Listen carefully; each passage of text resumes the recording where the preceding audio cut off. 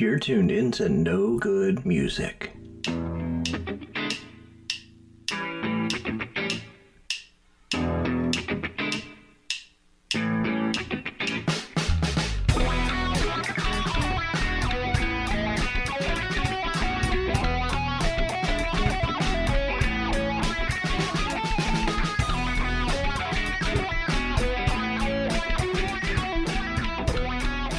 And here are your hosts, Rob and Paul. Hey everyone, this is Rob. And this is Paul. Paul is back with me. And we have a song by Mark Fredson for our Give It a Listen segment called Company Man. This is a new single. Let's give it a listen and then we'll be back and we'll talk about it.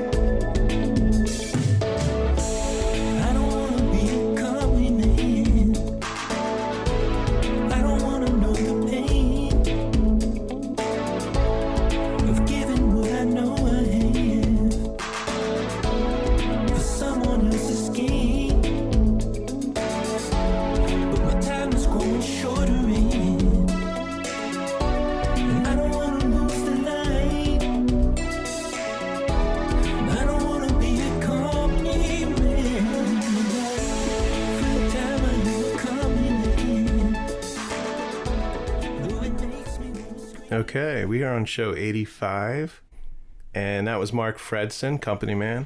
Now, tell me, Paul, does that sound like Steve Winwood? Sort of that music.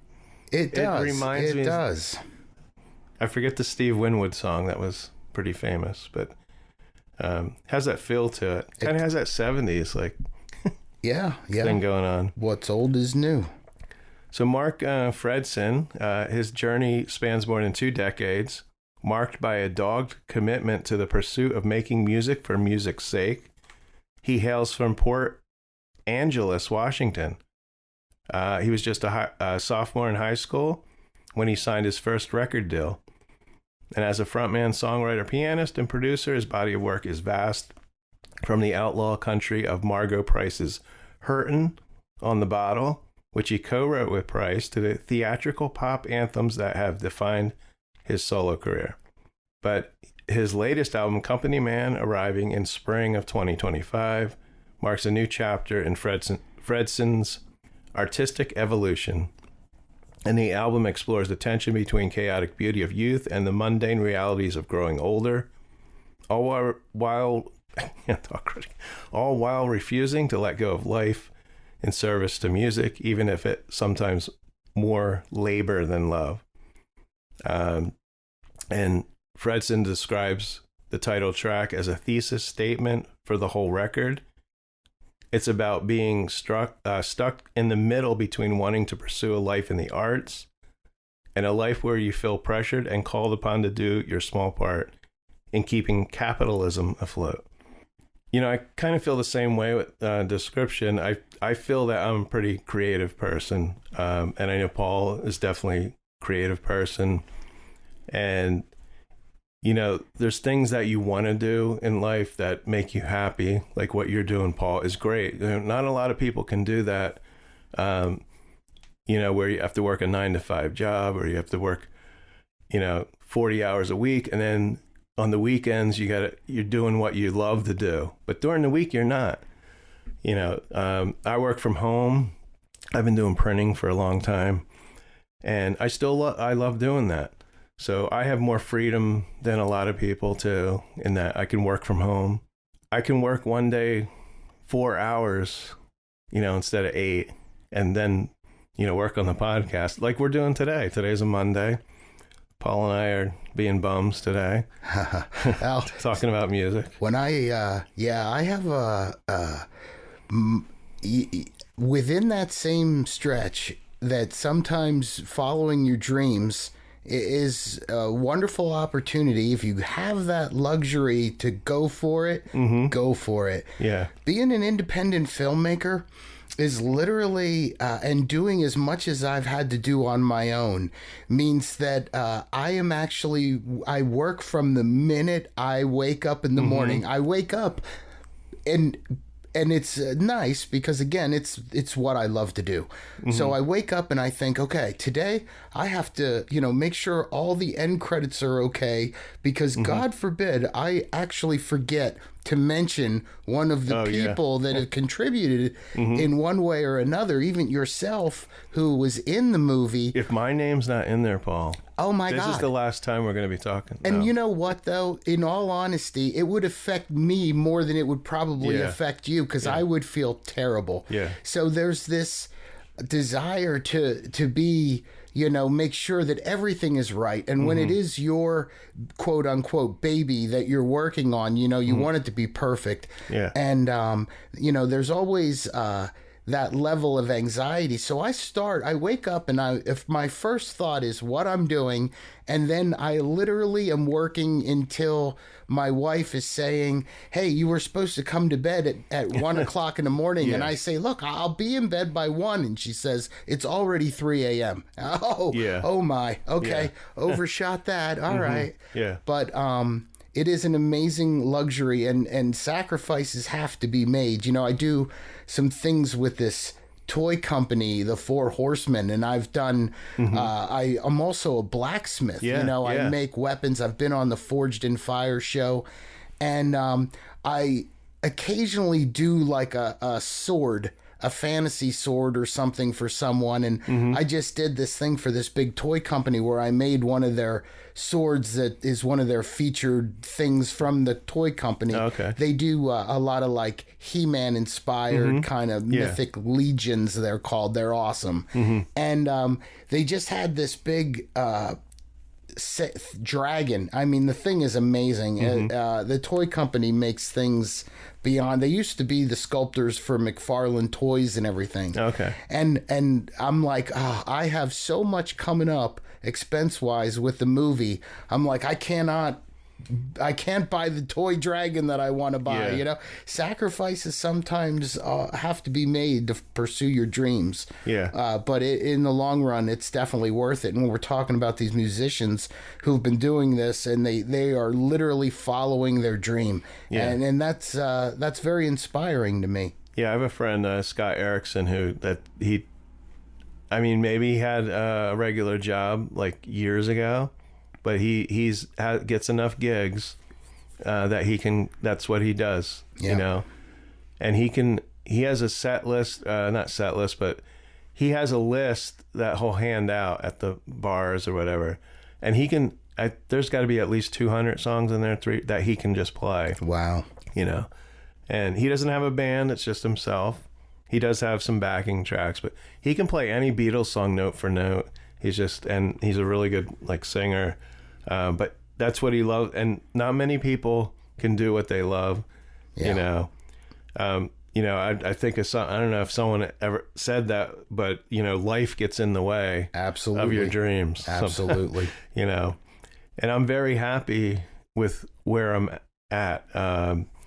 Like I said, some days are slower than others, and I'm in a place where some people, they've got 2 jobs. So you and I we have a little bit of freedom, I think, in that we can do what we really love to do and what makes us happy. You got to find what makes you happy. So anyway, let's go back to Mark Fredson. And I do want to talk to you after this, right after we get, about the song you're working on for the movie. Yep. So Mark Fredson, throughout the album, his exploration of age and identity is apparent, particularly in the tracks Me and Sarah, which reflect the growing pains of an artist grappling with fading youth. Despite the heavy themes of aging and loss, Company Man is not without its moments of lightness and joy. Fredson's ability to balance the mournful with the hopeful is a defining trait of the album. And as he explains, I think it's a product of the time it was made and the emotions that were coursing through me when I made it. A dude who's not the youngest guy in the room anymore, trying to figure out where the time has gone. And Paul and I can both attest to that. And as you get older, it's you know, when you've lived longer than you're gonna live, sorta. I mean, who knows? We both could live to 110. Who knows? But you know, you got to figure out what's important and what makes you happy. And you're also reminded of your age too, because there's a concert that I wanted to go to, and I was kind of on the fence. It's a band called the Linda Lindas, and it's 4 girls, but I really liked their new album. They're playing at this little club in Philly, and I wanted Jeremy to go with me. And then I kind of delved more into the band, and they seemed okay live, but you know, for me to go to Philly and find parking and all that. But anyway, the drummer, I think, is 14, 15. Oh my. And the oldest person in the band is like 19 or 20. And I'm like, I'm going to definitely be the oldest person. I'm going to feel out of place. And like, right. So I decided not to go. So Mark Fredson, his album, even though I said, what did I say? Spring.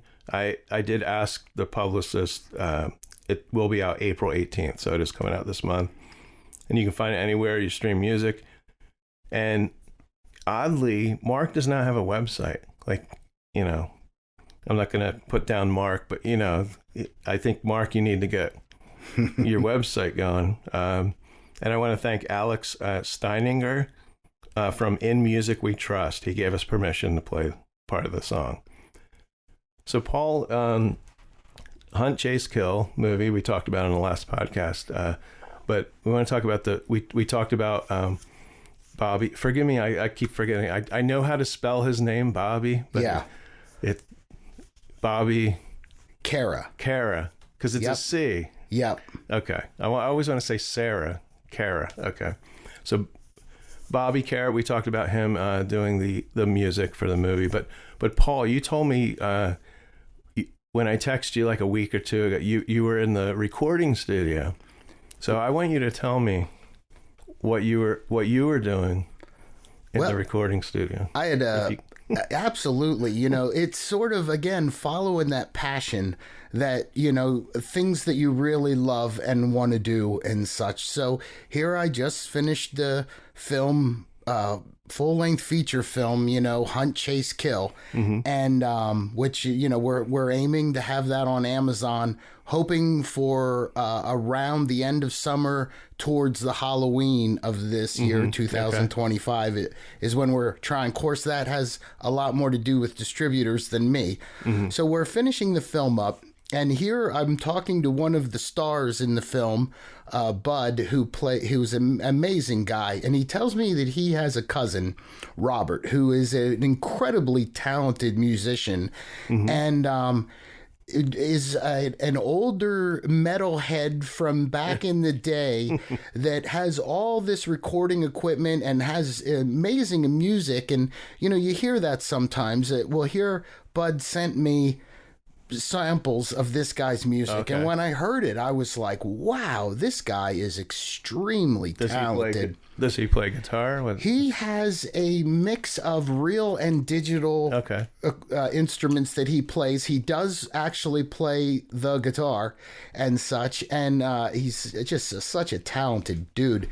And I said to Bud, I said, you know, back in the day when I was in the late 80s, early 90s, I was involved in some heavy metal bands. I was the singer. Okay. And we were doing really good. We almost got signed to a record label, but unfortunately, when you're in a band with 4 other people, one bad apple can ruin the whole deal, and that's exactly what happened. Wow. So unfortunately, that never really manifested, but it's always been a dream of mine, and I've always been big into music, huge music fan. And so here, the opportunity came for me to work with this guy, Robert, and create a song, an actual hunt, chase, kill song. And this is a different kind of song. It's definitely part of the movie in essence, and it's a song about what happens in the movie from the perspective of the killers. So it's like no other song anyone has ever heard. And it has been such an amazing experience. I worked with him to get the music part right, and So are you just doing vocals? Well, like I said, we constructed the song together in a way. 90, he did all the music on it and everything, but I helped get it into a format where I could put the vocals in there. So the melody and the vocals were all done by me. And it came out so good. I can't wait to have the world hear it. Nice. And again, it's I kind of call it monster metal or horror metal. But it's different than most people will assume. Like death metal. That's what people think, but I didn't do it in a way of death metal. I wanted it to be my style, which is a little bit different, and I wanted it to be very easy to understand the lyrics. So it was important to me to do it in a particular way, but again, making it real easy for people to understand and different. Much like the movie itself, there's no other movie like it. The movie is done in a stylized way, but it's nobody's style but my own. I wanted to make people feel like they were immersed in the movie other than just watching a movie. I wanted you to feel like you were there with the people. And again, it's a true horror movie made in a way that is supposed to feel disturbing to the audience. It's in a very realistic, this scenario could happen kind of movie. So it's definitely going to be a lot of fun. We're going to be putting the song out very soon. If you want to check it out, is there a name for the song, or is it? Well, I think we're just going to call the song "Hunt, Chase, Kill," or HCK, one of the two. But we'll see how it goes. There's gonna be a video. We're going to put out a video for the song, yes. And it's going to be on Paul Sutt Films on YouTube. And again, you can check the whole thing out. Follow us on Facebook with Hunt, Chase, Kill. Instagram, hunt_chase_kill. I'll put the links in the description. Oh, that's awesome. For the podcast. And and it's SUTT, your last name. Correct. And it's Paul Sutt Films as one word. And that's the production company that I use.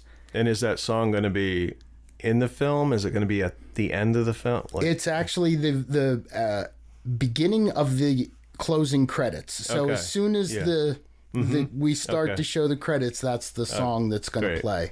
So, and it's just been a passion of mine, with music, and I'm so happy I can't wait to hear this chance. I can't wait. I don't even know what you sound like.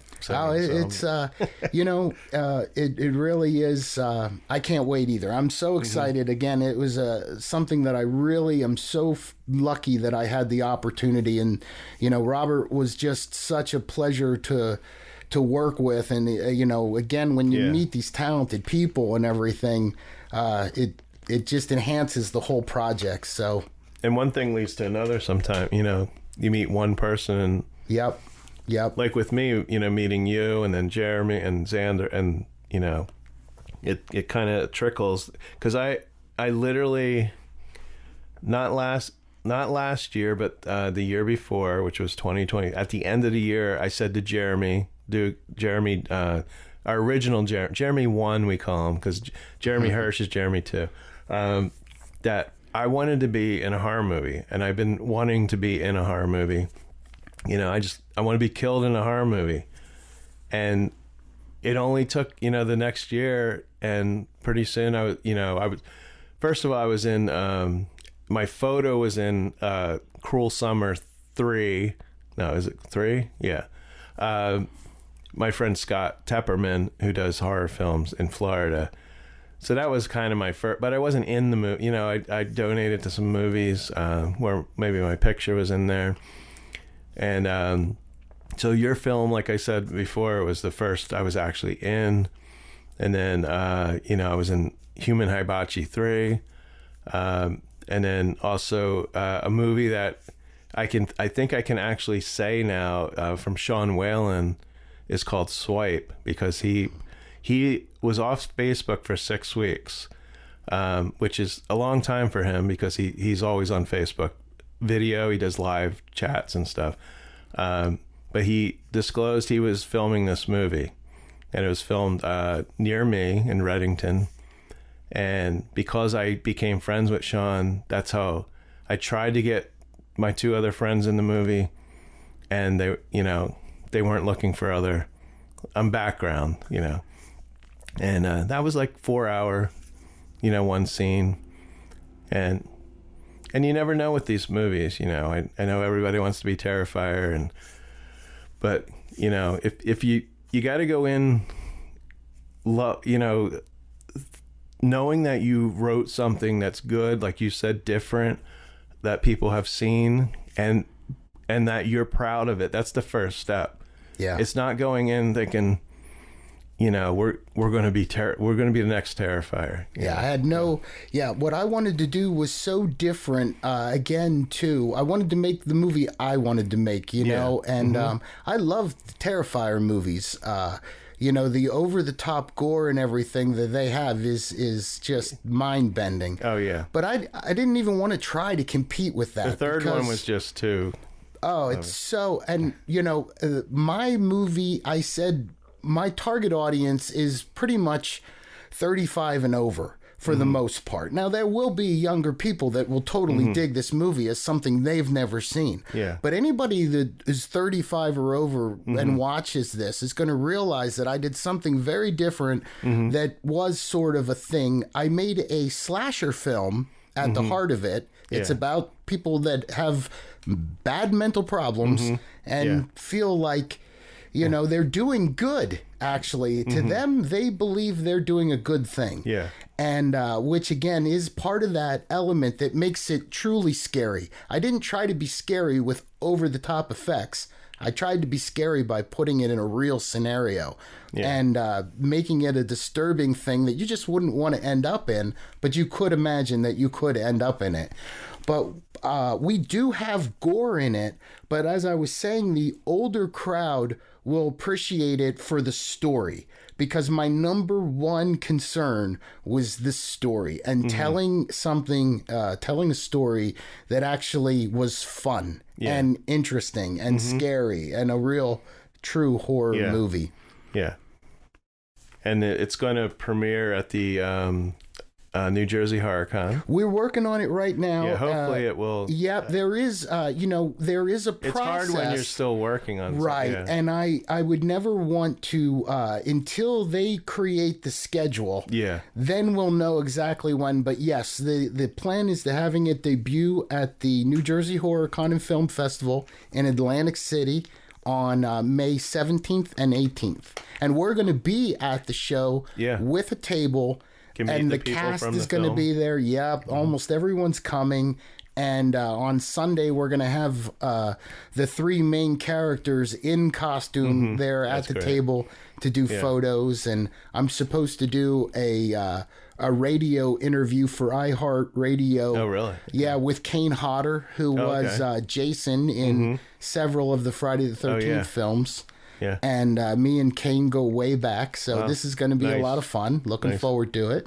So, yeah, come check it out. And as soon as we know the time of the showing and everything for sure, it'll be all over our social media. So make sure you're checking all that out for the updates. There's a lot of things happening. Yeah, and if you don't make the film, if it doesn't show for that show, there'll be another show coming up. They do, There are a few other ones. There's the ones in Edison, New Jersey. Yeah, but this is the one, we really want to target that Atlantic City show. It's we have a lot of people coming out. So that's one of the bigger. So it's going to be good. I've never been to that one. I'm not sure if I'm going. I really like to go. I know Jeremy Dugan's, he has a room for Sunday. I'd rather go Saturday, but I'll see. Yeah, we'll keep everybody updated on it, and it's going to be a lot of fun, though. Great show. Great time in Atlantic City. So we're going to go to our next segment, and we're going to have some music news. some new music news. No, old. So we'll be right back.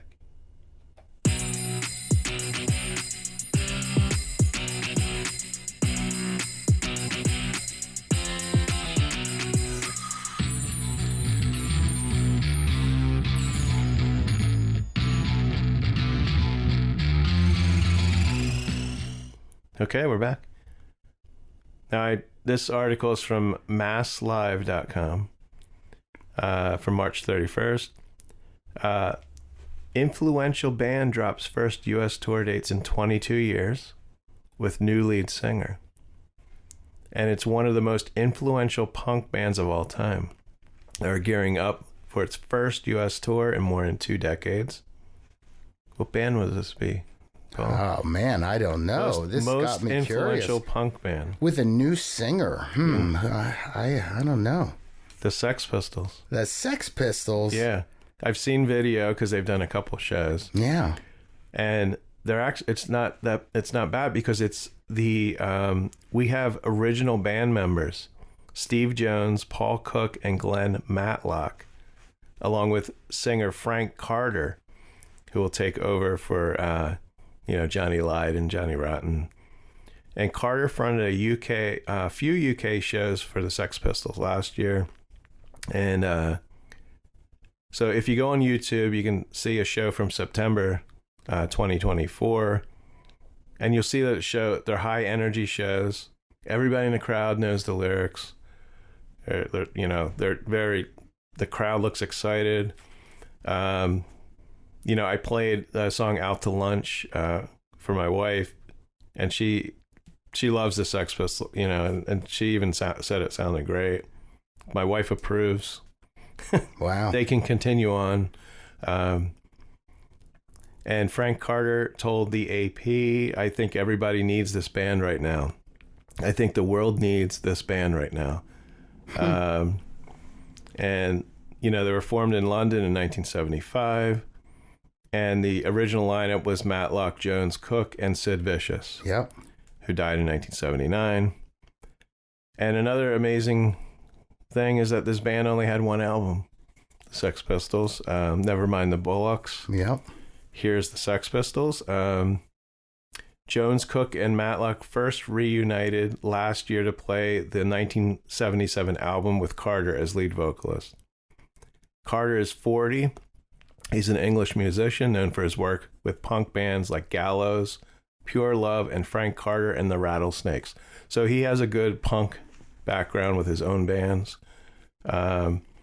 Johnny Lydon, of course, he dismissed the shows as karaoke. Yep. I'm not. I'm old school. I love him, man. He, to me, his whole personality and demeanor to me is so much fun. And he's got a lot of anger issues with certain things and the way but that was the real old school punk, man. They weren't just it wasn't an act. Yeah, it wasn't no act. I mean, they were who they were. Yeah, and I mean, if you really go back and study what was going on at that time, it was pretty amazing what they dealt with. I love those guys, man. Mm-hmm.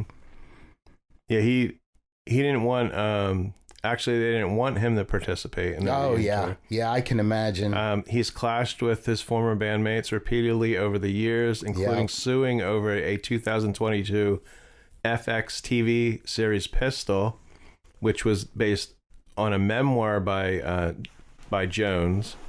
Here you have one of the members writing a book, and Johnny Lydon has a problem with them making a TV show from what another member describes, and what it wasn't like they took Johnny Lydon's book. But it's about him. I can totally understand his point of view. Not that I'm defending him or anything, but if they said, we're gonna make a movie what Paul said about Rob. Yeah. It'd be like, hey, wait a minute. Shouldn't I have a say? It's about, I'm in this. It's, And especially if things are exaggerated. Yeah, and they have that long history of not getting along. And which is a shame, but that's what happens. Yeah. I think the shows will sell out. The tickets are already on sale. And they are coming to the Fillmore in Philly, September 26th. I'd love to go see that. But now I have a friend, his name's Tim, who I was in a band with, and he saw his sister took him to see the Sex Pistols when he was like 6 or 7. Wow. I don't know what he remembers of it, but I never met anyone that had seen the Sex Pistols. Yeah. That's one of the bands I've seen a lot of. I used to go to the clubs and down in Trenton City Gardens and all the different places and see all the punk bands. Yeah. And that's one that I never was able to see. Yeah, when I met my wife, it was early 90s. Yeah. And she would go to City Gardens almost every weekend. Yep. She knew the owner. One time, They Might Be Giants played there, and he had to leave or something, and she had to lock the door behind her. And now this is the thing. The owner of City Gardens, his name's Randy. He has a record store. It's like an hour and a half from here. Randy Now's Man Cave. And he has concerts there. My wife and I are going to see Gene Loves Jezebel, which is a band from the 80s, late 80s. And it's mainly the one singer. It was an odd band. But the main singer is doing this show, and I haven't seen them since the late 80s. But my wife has not seen the guy who owned City Gardens since the 90s. And I didn't say anything because we message back and forth, him and I don't think I've ever said anything because I want to see if he remembers my wife. My wife's like, he's not going to remember me.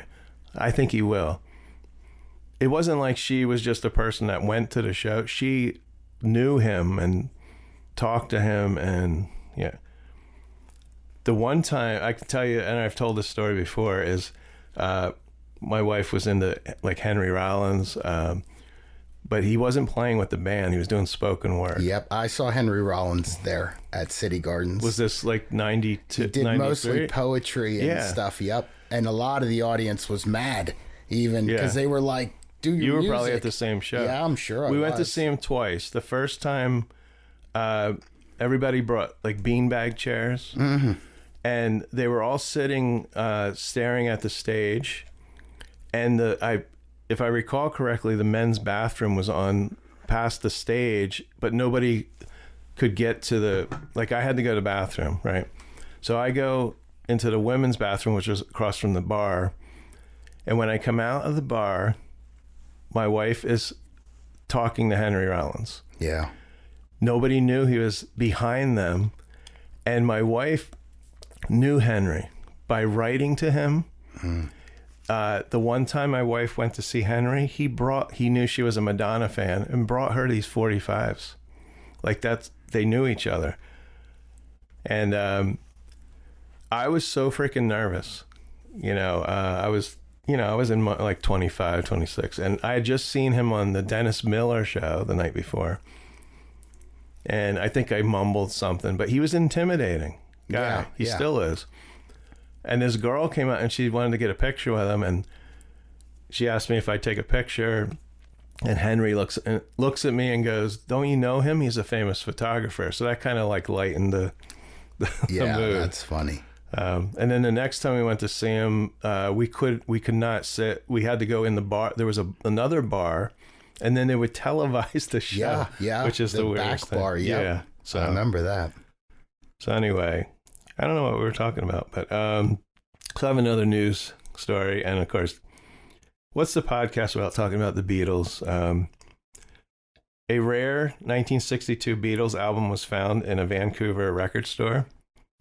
And now the owner wants Paul McCartney to come pick it up. Wow. I don't know if you've heard about this, but this guy found what sounds like it's a demo from Decca. They auditioned for Decca. It's a 15-song tape master. It's actually a tape master, it sounds like. No, it sounds like the tape master, but it's on vinyl, I guess. But people are saying that these songs have already been bootlegged, and they're not sure where this came from, if it's an original. Yeah.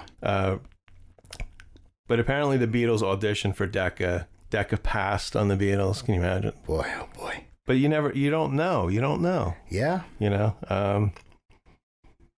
And I bet you that guy was kicking himself in the butt. Yeah.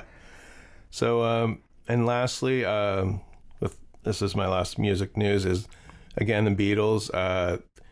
I'm very excited about this, but I'll probably be in a home by this time, 2028. No, that's only like 3 years right now. But there's going to be a rough 3 years. Yeah, there's going to be 4 movies coming out on each of the Beatles. Wow. And they're biopics. And let's see here. And they're being filmed by Sam Mendes. He directed American Beauty. He did 2 James Bond films, Skyfall and Spectre. Yeah. And he's no stranger to music productions. He was the producer on Shrek the Musical. I don't know if you... Look up Shrek the Musical, because it's the weirdest freaking thing. The costume, like Shrek himself. Yeah. It's, you know. Now, the cast, I like that they are basically unknown actors. Because I don't like, you know, like Jim Carrey played Andy Kaufman in Man on the Moon. Yeah. And you kind of, once you got into the movie, you kind of forgot it was Jim Carrey because he wasn't doing the Jim Carrey shtick. But, you know, you don't want like, I don't know, who can I think of? Justin Bieber playing John Lennon or something, you know, something like that. I don't know. So we have Paul Mescal as Paul McCartney. He's an Irish actor, and he's known for Gladiator 2. And whenever you say 2, you got to say Electric Boogaloo. So, Harris Dickinson as John Lennon. He's a British actor known for Where the Crawdads Sing. So kind of minor. I mean, Gladiator 2 is kind of a big movie. Yeah. And then Joseph Quinn as George Harrison. He's a British actor known for Stranger Things. He played Eddie Munson. I don't know if you watched Stranger Things. Yeah. He was in Gladiator 2 also, and A Quiet Place. So yeah, Eddie Munson is going to be George Harrison. Wow. Yeah. He's a good actor, though. He looks different, though. In different, yeah. Even as Eddie Munson, he didn't really look like that in real life. It was all wigs and everything, yeah. And then Barry Cogan as Ringo. Now, he's a British actor. He's known for Saltburn, which I still have to see. I heard that's a really strange movie. And he was in the Sabrina Carpenter video. Please. I like Sabrina Carpenter. Where he plays the role of Sabrina's criminal boyfriend. And he, at the point when he was in the video, he was Sabrina's boyfriend in real life. And Paul, in case anyone asks you about Sabrina Carpenter, she was born in Quakertown. Oh, nice. Okay. And her aunt, I just found out, is Nancy Cartwright, who voices Bart Simpson. Yeah. And when I said that to my wife, she said, "Oh, that makes sense because they both have big heads." I don't know. I think she was saying about Bart Simpson and Sabrina Carpenter, not Nancy Cartwright. I don't know. Yeah, so the Beatles biopics. How many things can they come out with anymore, you think, about the Beatles? But, you know. Well, they haven't really. I mean, that sounds like a great idea. And I couldn't agree more. I would rather have, quote unquote, a less famous actor that's very talented and going to really put himself into that. Yeah. Rather than have and Tom Cruise as that's John Lennon. That would be a terrible thing. Yeah. So, yeah, that sounds really interesting. I'm glad they got good people. That to me is, and I hopefully really it comes together. They're already saying, 3 years from now, but that's pretty ambitious. And I hear the movies are all going to come out at the same time. So wow. It's like Kiss dropping the solo albums. Yeah. So we're going to take a little break again, and we're going to come back, and we're going to do something I haven't done in a while. Is a top 10. This is from 1975. Awesome. We're going to go over the top 10. And then we will end the podcast. I have a couple music products So that'll be a quick one. So we'll be right back.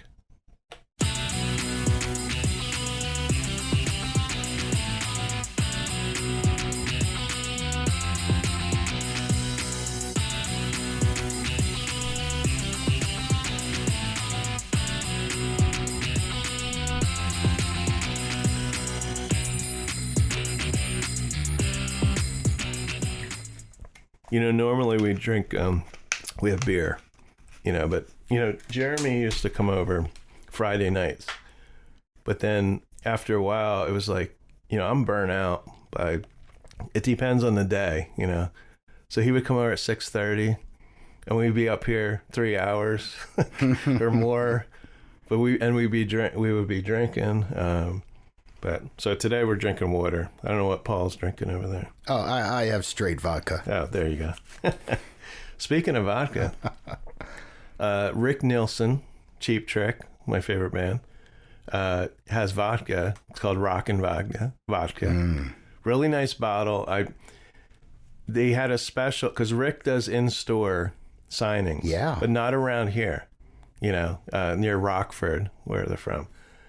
So you can't get the signed bottles. They don't sell them but I don't know if it was a ploy to get you to buy the vodka, but Rick posted that there were some bottles that were smeared, like the signature was smeared. So go on there now, you get 20% off the shipping, and you get 2 bottles for, it was $50, full bottle vodka. And I asked a friend who follows Cheap Trick all around, like the Grateful Dead. Her name's Tracy. If she had tried the vodka, she said, I'm not much of a drinker or vodka, but she's like, I tried it and it's a little sweet, and she's like, liked it, because I'm not a big vodka drinker. Vodka is, you got to mix it with something, I think. And I used to drink vodka and cranberry. But anyway, I got, like a week later, I got these 2 bottles, and I was very impressed with the packing. They had that bubble wrap, but it was like, it was a case. Like the bottle was inside this little pocket. And the bottle's smeared, but you can make out Rick Nielsen, and he draws a little figure on there. So anyway, speaking of vodka, glad you brought that up, Paul.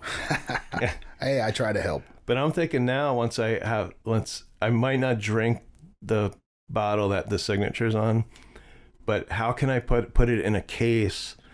I'm already thinking a case with a light so you can see it, like in this room. I'm not good with shelves, or it's gonna fall off the wall. Like my wife came in here, and these shelves up there, she's like, those look like they're gonna collapse, but they aren't. They're, I have my Funkos up there. Okay, so we have a top 10 from the week of April 19th, 1975. I don't really remember that week. I was 9. I do remember some of these songs. There's a couple songs I've never heard before. So we're going to start with number 10, and I'm going to do my Casey Kasem. This is Casey Kasem. We've got number 10 up from number 14, Before the Next Teardrop Falls by Freddie Fender. Okay, that was my bad, Casey Kasem. My voice is a little rough, so, otherwise. It would have been spot on. Yeah. Yep. Damn allergies. Before the Next Teardrop Falls. Now, I've heard this song before. It's a beautiful song. It was written by Vivian Keith and Ben Peters in 1967, and it was most famously recorded by Freddie Fender. His version was a major crossover success in 1975, and spoiler alert, it did reach number 1 on Billboard Pop and Country charts. Now, I always like to put my own take, into what the song's about. And the song is about a guy who's longing for his old girlfriend. She's moved on. He hasn't. And if the new dude breaks her heart, he's going to rush over there before even the next teardrop falls. There you go. It's in the song. The song has been recorded more than a dozen times. Jerry Lee Lewis recorded it in 1969 for his album Another Place, Another Time.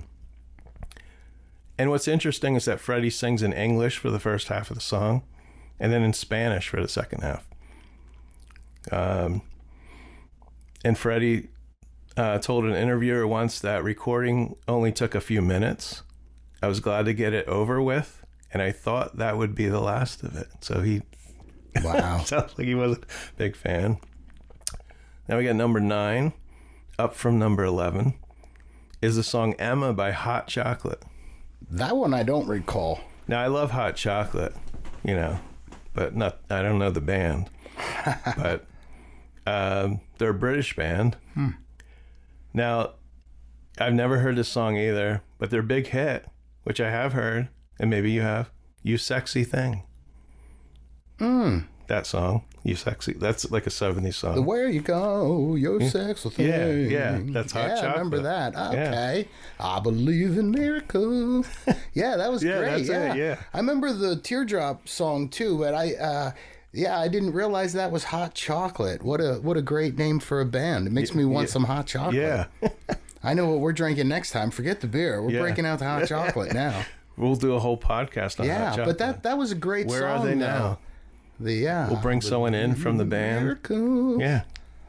Yeah, that was good, man. So this has some gritty guitar work. Yeah. But the singer's voice is really smooth, you know, like Hot Chocolate. Mm-hmm. Now, the song is about a guy who marries a 17-year-old. Did you know that, Paul? And they've known each other since they were 5. I'm not making it. It says it in the song. I think he's talking about a woman. I don't think it's him, the singer. Yeah. He's talking about, you know. Now, I imagine the guy's in his 50s because back in the 70s, you know, that's what, you know, 50-year-old could date a 17-year-old. Yeah. So he does say the song's Emma, but he also says Emmeline in the song. She always wanted to be a movie queen, and he feels that she'll be the biggest star anyone has ever seen, and that rhymes. It does. It rhymes very nicely. Yeah, and it's a story song. It's got a sad ending because Emmeline, she ends up, you know, offing herself, killing herself. Yeah, that's pretty heavy. Yeah. There was a lot of 70s songs about, you know, well, times were dying. different, you know. It's it was. It's very much like Hunt, Chase, Kill. Yeah. And he finds her. There's a note saying she can't go on. And he immediately starts screaming like Prince in the song. Wow. He does. It's shocking. You know. Okay. We're on the number 8. Up from number 9. What Am I Gonna Do With You by Barry White. Oh. Barry White. And I feel I know this song, but probably just because it's Barry White. Yeah. You know, it sounds similar maybe to his other songs. And this song is about having so much sex that you become paralyzed. Yeah. If I had a nickel for every time that happened to me. I'm not making this up. With the lyric, oh, I know when we get through, girl, I won't be able to move. That's what he says in the song. Well, that Barry, he had a way with words. Yeah. Now the song did not get past number 8, unfortunately. And it was Barry's 5th top 10 song. I don't know much about Barry White. Number 7, up from number 8 is Chevy Van. I know this song. I love this song. Sammy Johns. Do you know this song? I'm trying to remember how it went. It's a really upbeat, fun, you know, singing about, I think it's another sex song. Well, it was the 70s. Yeah, you know, that's yeah. what people sung about back then. But I'm kind of a cheesy song historian. You know, they call it yacht rock now, but I like all those songs. Yacht rock. Interesting. Yeah. You know, like the Doobie Brothers. And stuff like that. I listen to yacht rock. When my wife and I will go grocery shopping, and then when we're putting the groceries away, I put the yacht rock. I don't know why. So we hear Steely Dan, and they never liked the term yacht rock, Steely Dan. I wonder why. Because they were a serious band. Yeah. And then this song has a great hook leading up to the chorus. You know, and also in this song, it talks about a woman having her legs tan and brown. You don't hear that anymore. Yeah. they're inside the house, binge watching TV shows. That's, now if you really dive into the lyrics, she was lying there like a picture. So possibly he wasn't making love to a real girl, I'm thinking. But maybe, I don't know. I have these weird thoughts. Yeah. It's a good, I can't really sing it. So, but Paul, on the way home, put on Chevy Van, and it's a good upbeat. Number 6, up from number 12. This really jumped. Yeah. Supernatural Thing Part 1 by Benny King. Benny King, we know, Stand By Me. Yeah. This is a pretty straightforward song. I mean, he sings the title right away. Your love is a supernatural thing. And he says supernatural 22 times in the song. Wow. Yeah. And it's about a woman who is so incredible he forgets his name.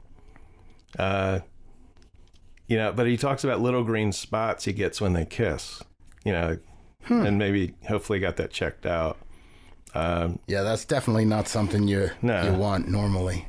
This song did reach number 5. Now there is a part 2. It's mostly the same song. But what's weird is part 2 on the album is track 2. Normally you put the part 2 at the end. You got the part 1, you do the other songs. Like, why do we need the same? It's a shorter version. It's part 2 is 3 minutes. Part 1 is 4 minutes. It actually starts, I think, like it just sounds like they cut off the beginning of it. I just cut the first minute of the song off. We'll put it as a part 2.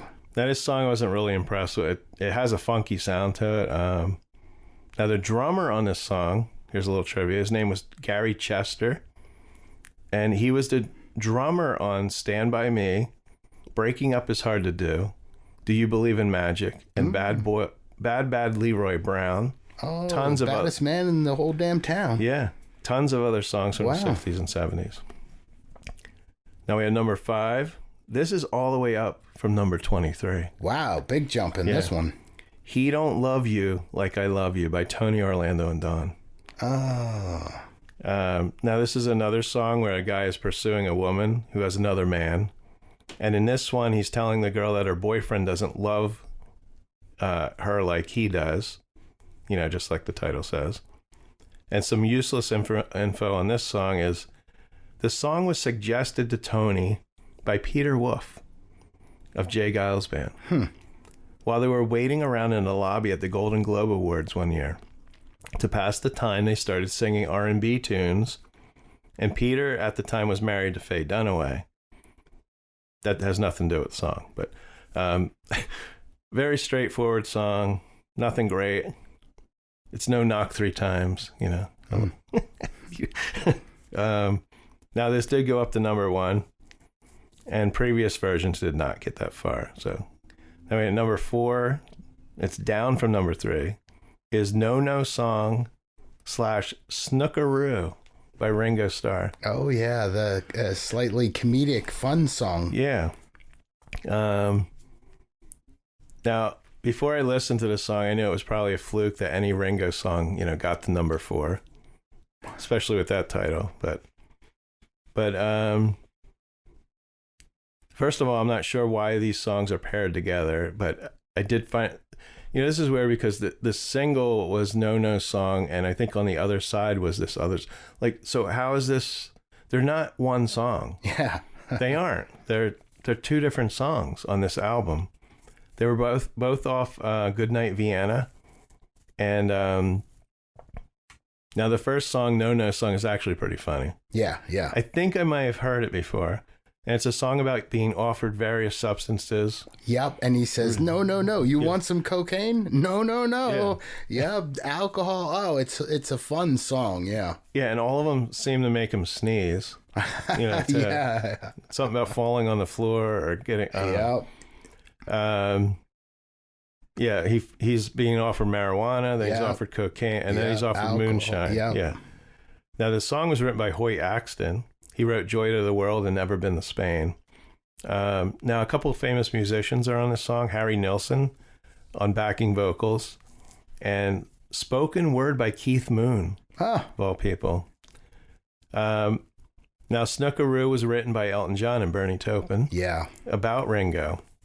And it refers to the game of snooker, which is similar to billiards in the U.S. Elton John's playing piano on this song. And Robbie Robertson from the band is on guitar on this song. So both of these are pretty fun songs. Oh, yeah. I don't think I want to say I heard the first one, but I'm not sure. It just sounds like a song that sounds familiar. Number 3, down from 2, is Loving You by Minnie Ripperton. Oh, fantastic song, yeah. Now, depending on your musical ear, you either hate her voice or you love it, because she has got such a crazy voice. Yeah, the high notes that she hit are almost unfathomable. But there's something about, personally, I think the song is wonderful. Yeah. I love that thing. No, I love this song. And it reminds me of Mariah Carey when she hit that high note. That crazy high note, my gosh. Except, the bird sounds. Yeah. There's like birds. Yeah. And it also reminds me of Michael Jackson. I don't know why, when he sung a song about his pet rat, Pen. Now, the song was written by Ripperton and her husband, Richard Rudolph. It was produced by Rudolph and Stevie Wonder. And it was off her album, Perfect Angel. It was her third single off the album. And the song was created as a distraction for her baby daughter, Maya. Oh my God. Now, I don't know if you know who her daughter is. No. But she was a cast member on Saturday Night Live. Oh, really? Maya Rudolph. Oh, That's I did Maya. not know that. And then Maya was in the studio. She was a baby when it was recorded. And you can, on the original, she can be heard singing her daughter's name at the end. Yeah, she was an incredible. She died way too young. She was 31. Oh. Yeah.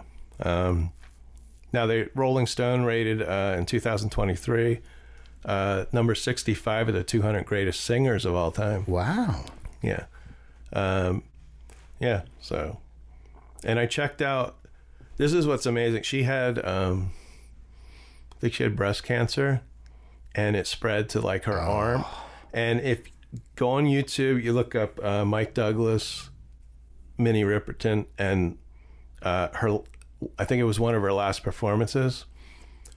She can't move her arm, and she sounds incredible. Like, this woman was in pain, but this is what she loved to do, and just it's incredible. Like, I want to check out more, because I don't know a lot about her, but I want to check out more of her music. Yeah. Number 2, up from number 6, is another Somebody Done Somebody Wrong song. Somebody done somebody wrong. I have to tell you, I simply hate this song. I heard this when I was a kid. Oh, they used to play the heck out of this. Yeah, I don't know. This song, this song makes me flinch, I don't know if my dad was beating me while the song was playing. No, I'm just kidding. My dad never. I just don't like the song. There's something amazing though about this song.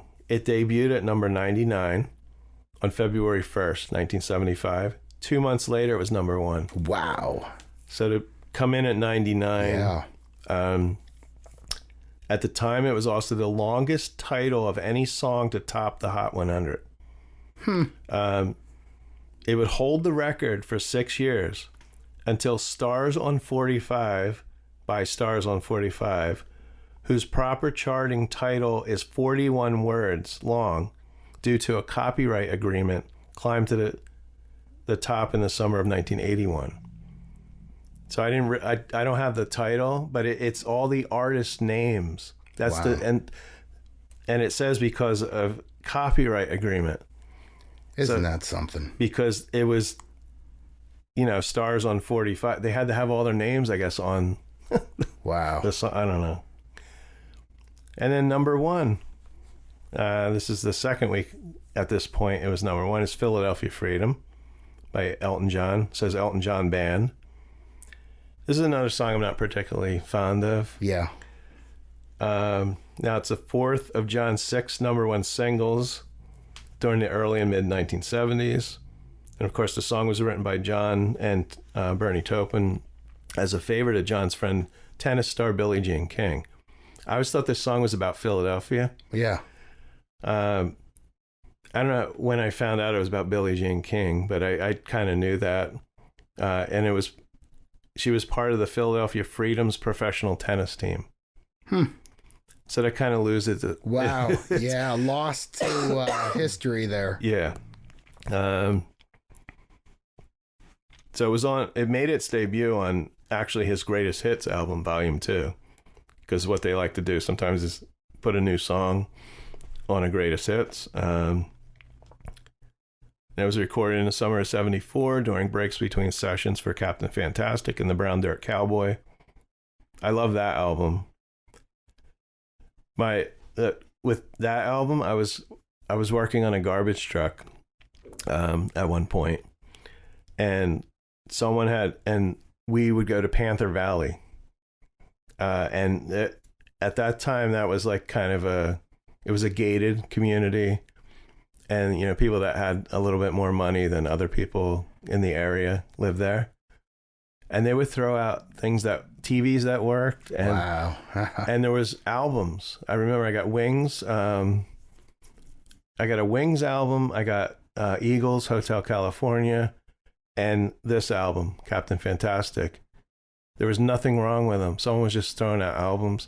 I was working with 2 other guys, so I think maybe they picked other albums. Oh, and I got the Buckingham Nicks album, which I wish I still had, because I think it's worth something now. It was before Fleetwood Mac. They're both naked on the cover. Wow. And they were just throwing it away. Yeah. One man's garbage is another man's gold. Yeah. So that does it for the top 10 there. So you get a little, we're talking, what were we talking? 50 years ago. Wow. Yeah, 50 years ago. I wonder how many people like those. A lot of those songs. Excuse me. A lot of those songs, make me wonder if anybody under the age of 30 has ever even heard any of them. Yeah. It's funny Because radio is not what it was. Yeah. I mean, we have a station that I talked about before with Z95, who I think is still playing the same 50 songs. Yeah. Like my friends and I think we still do it with, before we turn the station on, we guess if they're going to be playing AC/DC, Pink Floyd, or Led Zeppelin, or, So we're going to come back in a minute with our last segment, and we're going to talk about some music products that I found. So we'll be right back.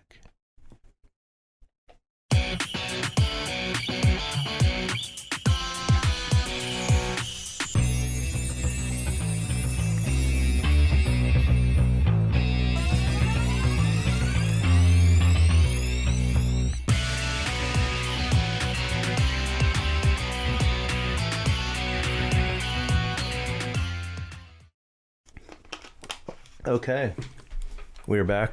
Last segment. I do this once in a while.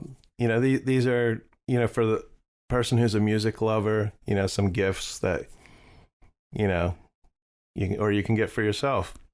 But I always try and find some interesting things. And first one, this is from Etsy, and it's make your own mixtape. Oh, nice.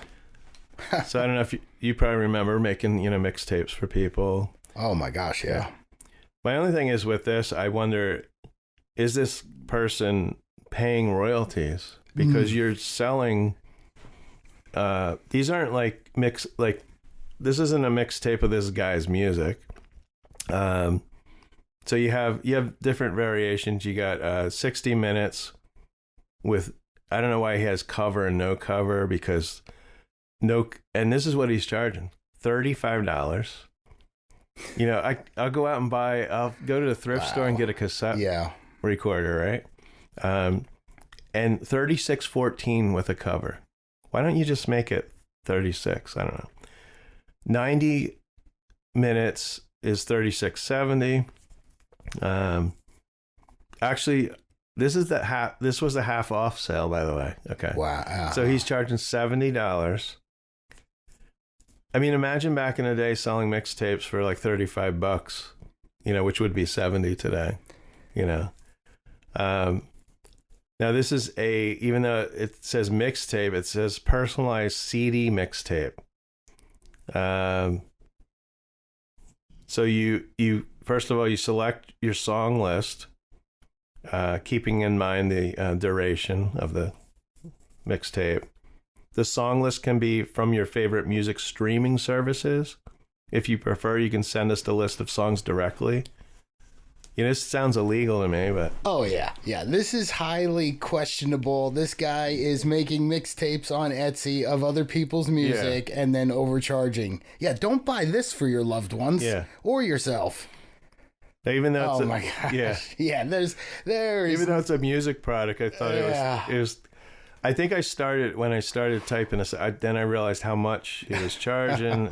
Man. Yeah. So he's reselling this.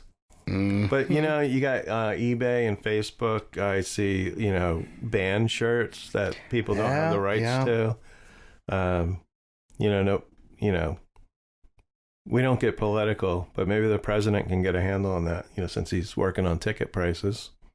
I'll tell you, it's crazy because, back in the day, you try to sell like something with a KISS logo on it, you would definitely get a cease and desist order. Oh, yeah. But it is spread so much and there's so many people selling so many things. It is. It's crazy. I see it a lot with horror movies and stuff. That Temu, too. Never order a T-shirt with a like an image on it from Temu, because it's heat press and it looks as bad as when you go to the shore, and it's all shiny, and you put it in the dryer once and it's all crinkled up. Yeah, Don't ever wash that shirt now. Yeah. I was excited because they had I have a lot of hats. I have too many hats, but there was one that said Gibson, Gibson guitar. And it was literally like heat pressed, like on the hat. Yeah. I thought it was embroidered. They'll sell like 3D stuff. Like I thought there was this cool like record store that I thought was like a little building. No, it's flat. It's like it's on clear acrylic. I have it downstairs in the window, but I don't know. So now we got, now this is a cool one. Guitar, record car coasters. These fit into your where you put your drink in your car. And I know our listeners can't see it, but I did print out some stuff here.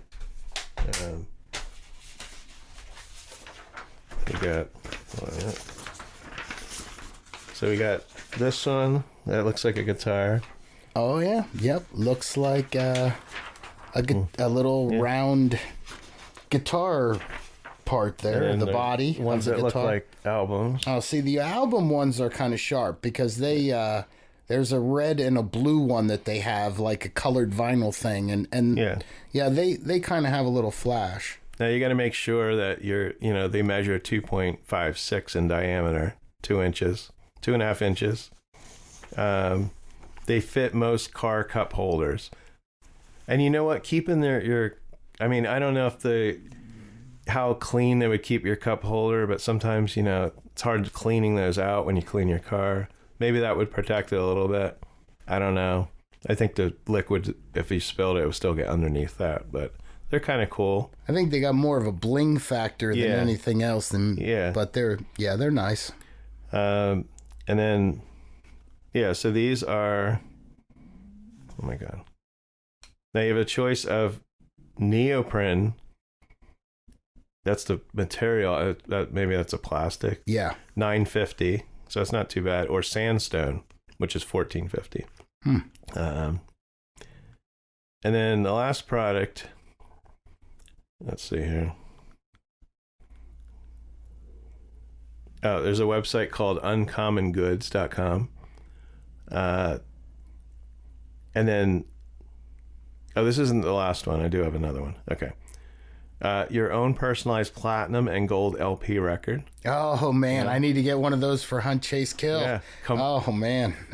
Commemorate a smash hit moment in your life with this personalized LP. Wall art from Golden Oldies. It's made from upcycled vinyl LP that's finished in a dazzling gold or platinum hue. Artist Jeff Davis.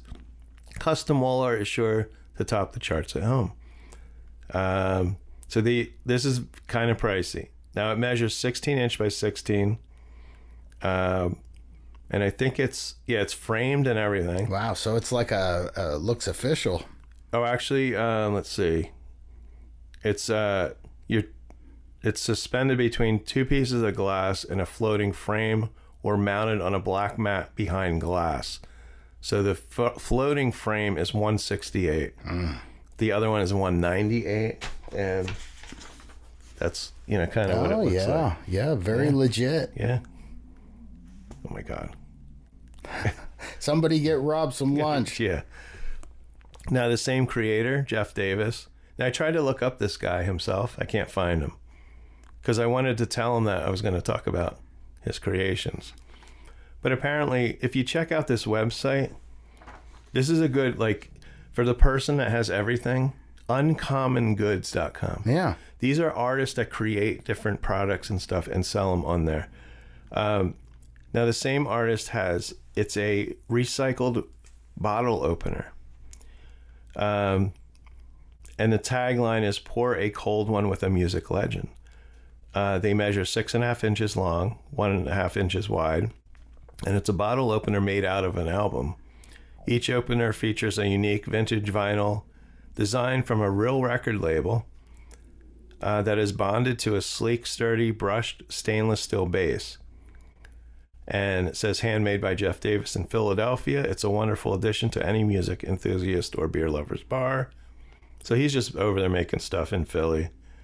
And these are $12.99 plus shipping, and I have the products because I like beer and I like collecting openers. Oh, I actually have one. Wow. And it's got some weight to it. Yeah. That's nice. And it looks like it's Engelbert Humperdinck or something. Yeah. Wow. It says Engelbert. Were you... So with the shipping, they're about $20. Yeah, that looks nice. It does. It looks like it's done very well, like good quality, and not just a sticker or something on it. But so, Paul, thank you once again. I had a great time. Thank you so much for having me. Yeah, and everybody check out Hunt, Chase, Kill. Check out what was your YouTube. The YouTube channel is Paul Sutt Films, as one word. Okay. So, yep. If you just go on YouTube or even on Google and you type in Hunt, Chase, Kill, that comes right up. Yeah, you'll find Paul. Yeah. Paul's on Facebook, and you're also on Instagram. Or Hunt, Chase, Kill is on there too. Yep. So you can find us there on Instagram, Hunt_Chase_Kill. And you're going to be doing a new movie. We have a couple. So we have, coming up, I have Then Came a Rainbow that I'm going to be acting in. Okay. Then we have Crimson Harvest coming up we're shooting that in May, and then also in September, but the bulk of the film is going to be shot in May, and that's with Xander Goldman, and you can find his Indiegogo page if you type up Crimson with a Z. So that's a little bit different, Harvest, and that's going to be a lot of fun.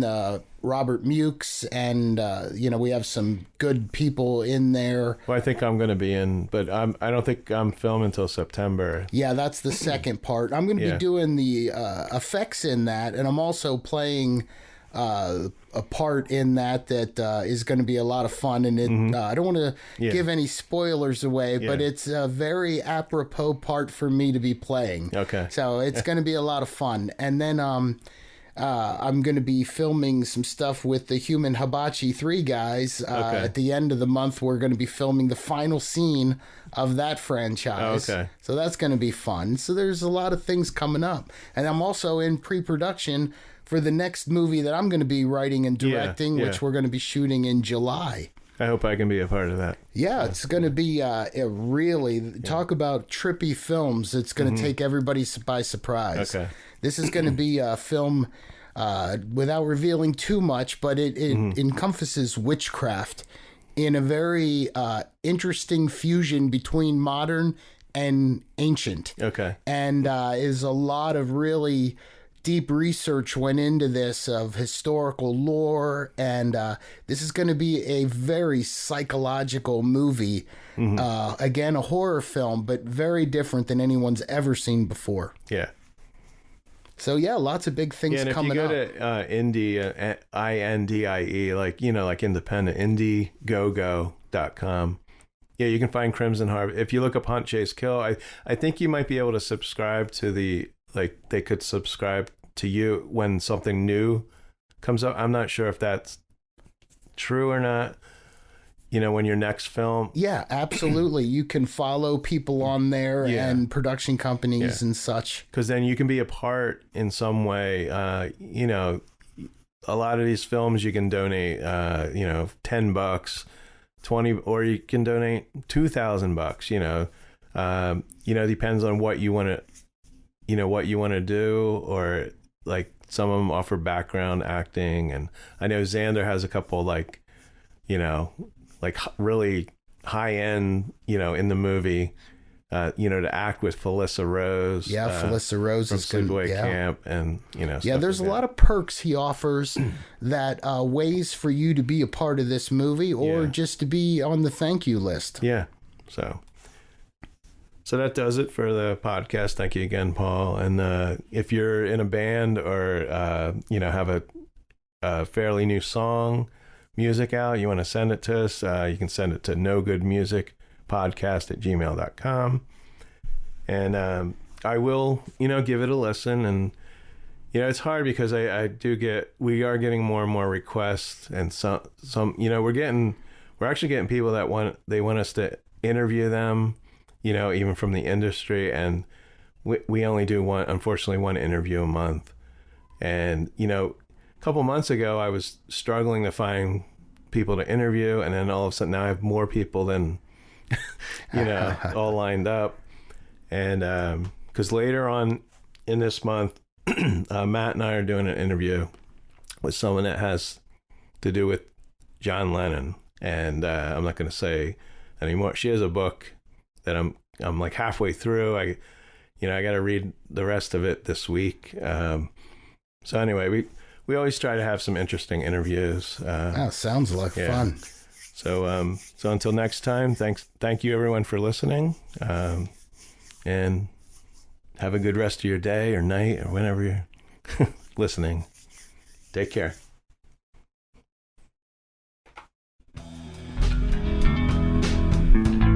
You've been listening to No Good Music. Today's show was produced by Rob J. Lilly and recorded live and unedited at the Did You Say 7 Studios in Washington, New Jersey. You can find No Good Music on Podbean, Apple Podcasts, Spotify, YouTube, and almost anywhere you listen to podcasts. Intro and exit music by the band 99%.